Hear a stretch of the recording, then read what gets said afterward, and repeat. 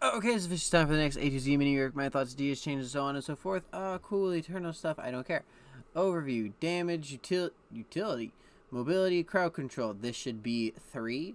This should stay the same. This is definitely accurate. This, I guess, is accurate. Mostly auto attack to some ability. I'd honestly agree with that with difficulty 1. Very true. A demonic M blah blah blah. Drawn from the nightmares that haunt every sentient mind, the thing known as Nocturne has become a primordial force of pure evil. It is liquidity, chaotic in aspect, a faceless shadow with cold eyes and armed with wicked-looking blades.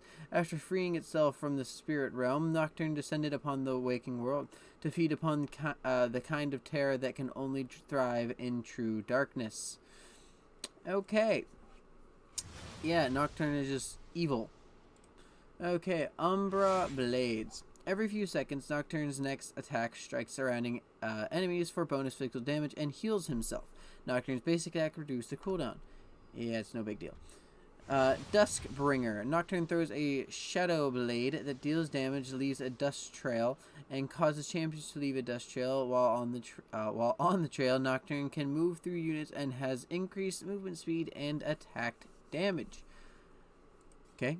Shroud of Darkness. Nocturne empowers his blades, passively gaining attack speed. Activating Shroud of Darkness allows Nocturne to fade into the shadows, creating a magical barrier which blocks a single enemy ability and doubles his passive attack speed if successful.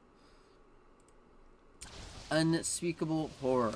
Nocturne plants a nightmare into the target's mind, dealing damage each second and applying fear to the target if they do not get out of the range by the end of the duration.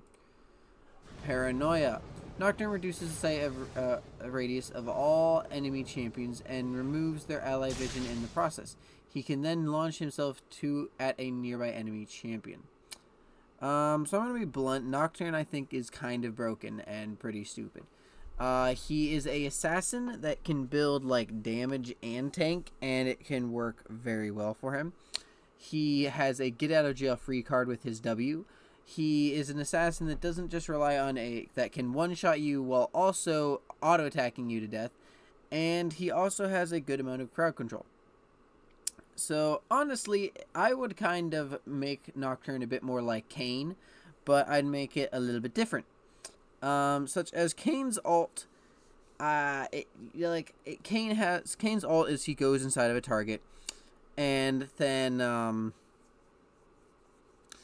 he goes into a target, and then after turning invulnerable, and then he can leave after a small duration and do damage to both, like, him and the surrounding area. Or actually, I think just him. But I think that Nocturne should be more focused on, like, the terror and being able to do nightmares or something along that line. I think his Q should stay the same. I think his passive is fine the way it is. The things that I think that need changed are his W, E, and R. His R, honestly, I do find it okay, and I don't think it needs changed. But his W and E, I do. Well, more like his R, I think should be lowered or reduced or something along the line if you are already next to an enemy. So because of this, it reduces like your vision and allied vision, so you can't really tell. Or no, if you're already next to an ally, so you can't really tell what's going on. But if you jump to an ally, or like if you're already near an ally, I think that it should reduce the vision less. Such as like if you're all next to each other and then Nocturne ults, it's not gonna lower all of your vision. It's gonna like do a reduced version of his ult because you guys are already next to each other. I do actually kind of think that is kind of balanced. I don't really see a reason why he needs to just be able to dash to anyone and then immediately blind everyone in the process. So I think that is how his ult should be. And then his E and his W. So I really don't... I do agree that assassins do need some sort of way out, but I disagree with Nocturnes. So, Nocturnes, I think, should be something along the line of movement, where he is capable of actually, like, going inside of his enemy and making a nightmare. So, he'll do something along the line of, after damaging an enemy, you, just like Kain's, you will be able to go into their mind, go into like their deepest dreams. Now,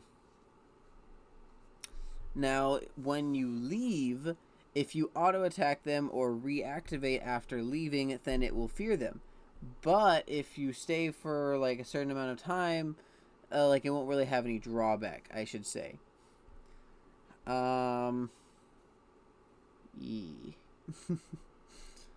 So, I don't know how to describe this because like I don't think it should be like Kane's ult where, because like that's literally just making it an alt but in a regular ability. But I do think that it should be something along the line where he actually just like give you a nightmare besides, you know, that little leash thing. So I think that his E should be something along the line where like after damaging you, he's capable of Eing to you and going inside of you, making himself temporarily invulnerable, and he can only last for a certain amount of time, whatever time we want to make it, and or he can deactivate it early, and that makes it so that if he recasts the ability, he can then, or if he auto attacks you, then it will fear you. Then his W is something that I still would like to be a get out of jail free card to an extent, but his E already kind of helps with that. So, one, I think his W should give him passive attack speed, but only to allies that he has affected with his E or his Q. Or not allies, enemies that he has affected with his E or his Q. And then his W, what I think should be, like, his get out of jail free card, or, like, what his, like, resistance to just insta-dying, is something along the lines of, fear to attack. Like, you'll activate the ability and then like you'll get surrounded by a dome, but any enemy that attacks you will build up a little like bar. Like they'll actually like build up a bar above themselves. The more they build up this bar, the less attack speed and movement speed they have to you. So like they'll actually gain like a slow just from going to you, and they will shoot you slower. Now, I'm not going to do anything along the lines of, you know, making them, like, their damage do any less, because I think that'll be too much. But they will have both their movement speed and their attack speed slowed to you.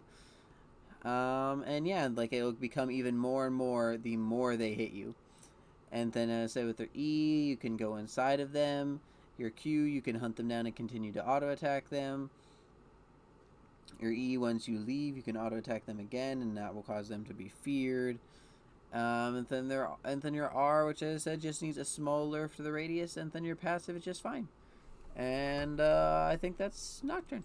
So we got skins. We got the meme skin of Frozen. Yeah, cool. It just missed. Void. Yeah, cool. Absolutely nothing.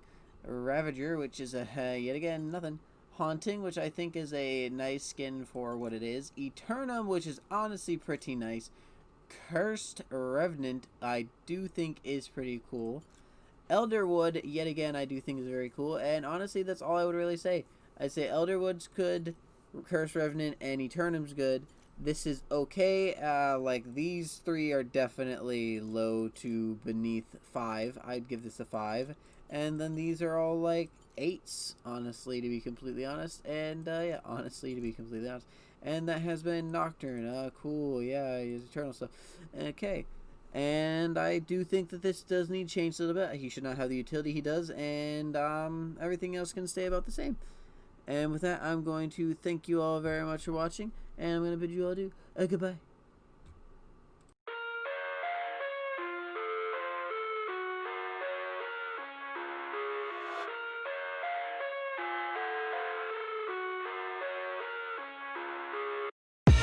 I live inside my own world of make-believe.